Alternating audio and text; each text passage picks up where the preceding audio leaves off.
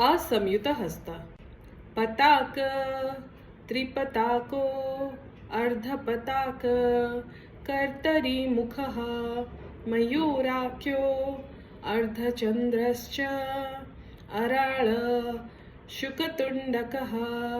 मुष्टिश्च शिखराख्यश्च कपित्त कटकामुखः कटकामुखः